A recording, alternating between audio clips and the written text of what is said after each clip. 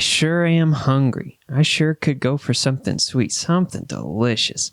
And I think I just know who might have a great menu for me to look at. I'm thinking about looking at Wayne Thiebaud's art today. Yep, he cultivated some of the most delicious looking pieces of art this side of the Mississippi. I don't know why I went southern. So Thiebaud was born on November 15th, 1920, and he grew up in California, pretty much born and raised there, lived there most of his whole life, honestly, if we're going to just come out and say it. Yeah, he's a California boy. What's up? So after he, went through some high school, I suppose, he eventually found a job at working at a small little place called Disney. Not really sure if you heard of him, but yeah, Wayne, he got a sweet gig there. Got to animate on a couple projects here and there. Not bad, not bad. What did he do next? Well, he got a master's degree. And I know what you're thinking. What's he going to do with a master's degree? Teach. Wayne's going to teach. So he taught. He taught at schools like Sacramento City College and University of California, Davis. Or UC Davis. I don't know California schools. I don't know why they are named like this. I guess it's because of the city that they're located in, which I assume is Davis. Anyways, so he taught there for a long time, until 1991 to be exact. And then even then, after he retired, heck, you couldn't even get rid of him. The dude still hung around the school for years and years and was a part of it the rest of his life. However, while most of his artistic adventures did take place in the sunny setting of California, he did have a short little 2-year spell in New York City in the mid-1950s. There, he actually wound up meeting the de Koonings, Elaine and Willem. And I know what you're thinking. Wait a minute, is that Willem de Kooning and his wife? Yeah, it is. He met him and befriended him, and I just assume they had a great time kicking back and painting good art. Well, at least Thiebaud did. De Kooning something. During the time in New York, Thiebaud actually began to paint common objects and food, specifically the displays of such items, and he then would paint them, not only just paint them, but he would break them down into their basic shapes. That's how he painted. He painted forms by breaking down things into their basic shapes. When he eventually got back to California, he kept at this process of breaking down complex forms into their most basics of shapes. We're talking shapes like squares, circles, triangles, maybe rhombuses. I doubt ellipses are just circles, really, so I guess those two count. But it doesn't matter. You know what I'm talking about. Just basic shapes. And he kept doing this. And he got really damn good at it. So in the 1960s, he actually put on a few solo exhibitions. And, not a lot of people went to him. Back then, people weren't so hip to see this man's fantastic works of art. But, their loss, I suppose. But it doesn't really matter, because in 1962, he actually got a great opportunity to be in a freaking all-star lineup exhibition. We're talking with the likes of Roy Lichtenstein and Andy Warhol and some other guys who, I'll just read it off the list because why not? Roy Lichtenstein, mentioned him, Jim Dine, Edward Ruscha, Joe Good, Philip Hefferton, and like I said before, Andy Warhol. I know what you're thinking. Gee, that show seems pretty substantial, pretty historic, and you'd be right to think so, as this was the birth of pop art. Yep, historically, this is where people say, yeah, that's where pop art kind of started, was this show. And it's pretty significant, and it's pretty awesome, and our boy Wayne happened to be right in the middle of it. Funny enough, though, Thiebaud didn't really buy into the whole pop artist or really any movement. He wasn't genuinely excited to be a part of any sort of artistic movement because he didn't really care. He just wanted to be known as a common painter, someone who could just paint common objects, just painted from observation, who got really damn good at transferring life into art. I think now might be a time to discuss his unique art style. Let's first talk about some subjects, as we already kind of talked about food and items, but the dude also painted great figures and really crazy good landscapes. Now, breaking into the style, like I said, he really focused on breaking down complex forms into basic shapes, so he excelled at that.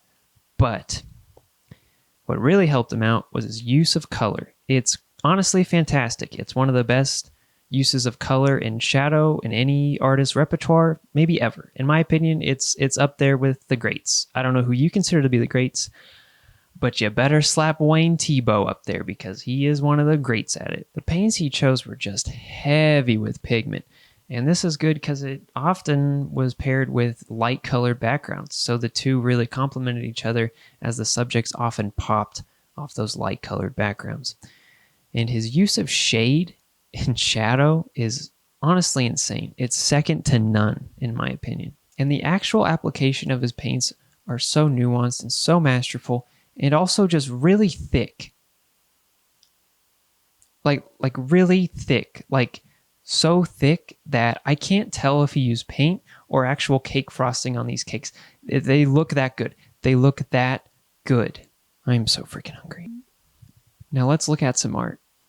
For starters, we got 3 ice cream cones. They're great. They look delicious, and it almost looks like I could reach out and just grab them and then come back and eat them up. But I can't. It's just an illusion, and he's real darn good at illusions. I mean, this guy can take these basic shapes, and he makes them feel like they're three-dimensional. It's honestly fantastic.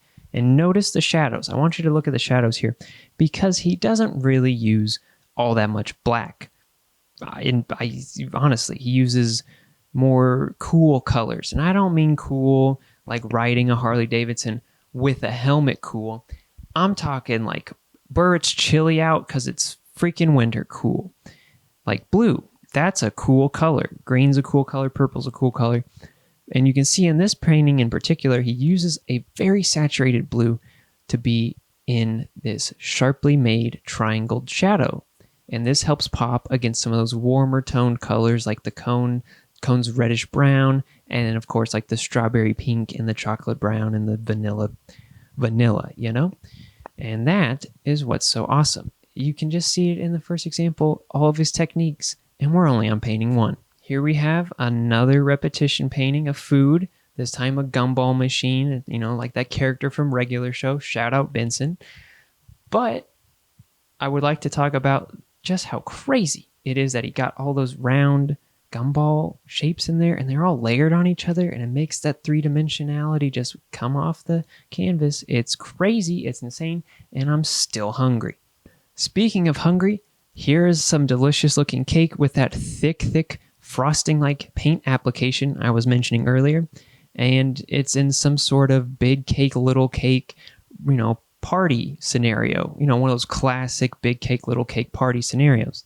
And it just looks great, and finger looking good, you know? And then over here, we have this next paint. Fuck, that pie looks so good. Oh boy. Okay. Yep. He's masterful at making your mouth water, folks. That's all I can say. I mean, again, look at how many slices of pie he gets on this one painting. And they're all so uniform, and they all look so great and so real. But they're so simple. They're only made of like a handful of shapes and a handful of colors, and yet they look like you could slap it right in front of you and just chow down. Here's a personal favorite of mine. It is called Clown Cones.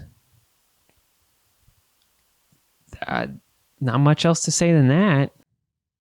You already know this next piece is another personal favorite of mine because it's about a boat, and it's a darn good-looking boat to boot. Chef's kiss. But I want to also focus more on what's in the water, specifically the boat's reflection on the water.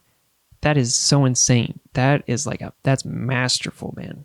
That is some great painting. Wow. This is one of the figure paintings I mentioned briefly earlier, and it looks great. And fun fact about this one of the models at least is his wife, Betty Jean Thiebaud. And fun fact about all that is that he would use her as a model for lots of his paintings. So that's really sweet, really cute. Speaking of Betty Jean, here she is again, this time with an ice cream cone even. I'm still hungry. And let's just get this out of the way first, folks. This painting looks great.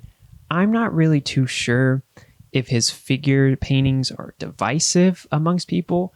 I could see how maybe they could be to some who want a more, I guess, lifelike. I've heard that as like there's a this, it's not lifelike. Whatever. It looks pretty real to me. The three-dimensionality on this figure is nuts, and he comprised it all of still basic shapes.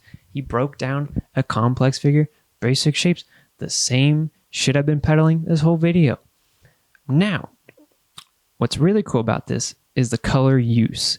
It is so good, so great. Look at the skin tone. You see it? Looks like skin tone to you, huh?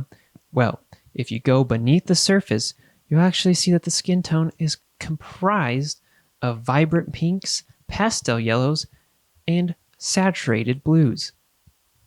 That's nuts, but that's painting, ladies and gentlemen. That's what's so great about it. He uses his skill.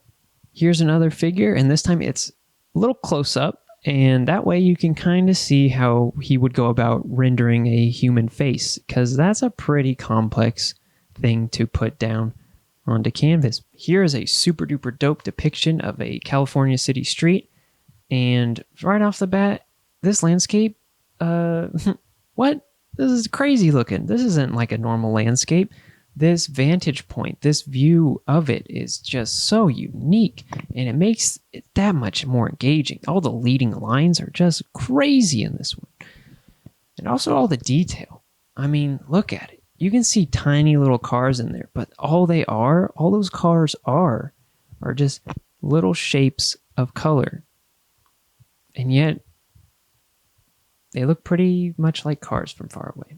And that's freaking awesome. It's so fantastic. And finally, we have this landscape, which is really, really nice. And it's just a very nice viewpoint of nature and some man-made roads. And just, you see how they all kind of flow together. It's really nice in that regards. And you can almost feel like you're a part of this painting. In fact, I have a good quote about this painting that I'll read off. And it's from none other than our boy, Wayne. He says, "For me, painting has a lot to do with the exercise of empathy, where you have to believe that you're walking the path or under the trees, that you are somehow able to transfer yourself into that picture." Well, Wayne, like the rest of your work, I really feel like I've been transferred into this piece of art. Honestly, I hadn't really planned on making a video about him quite so soon, but he recently passed away on December 25th, 2021. And he was always a personal favorite artist of mine. Not sure you could tell. But I wanted to help spread his genius and his work to those who might not have known either existed. And in doing so, I actually wound up falling in love with his work all over again. So it's been pretty fun. Wayne Thiebaud loved making art, and he loved teaching. And he passed down his knowledge and his passion to his many, many students. And he can pass that down to anyone who wants to learn from him. All you have to do is just look at his art, and you'll see his skill and his dedication and his techniques and everything you want to know about him as an artist in every single one of his paintings. And you might just learn something, which I didn't know him personally, but I feel like he might get a kick out of that, knowing that he could still help teach new artists even after he's gone. Now, if you don't mind, I'm going to eat one of these bad boys. This one's for you, Wayne. Thanks for all the great art. Oh my goodness. Oh gosh, that's so good. Oh, it's just what I think. It's just what I thought the painting would taste like. Oh my gosh.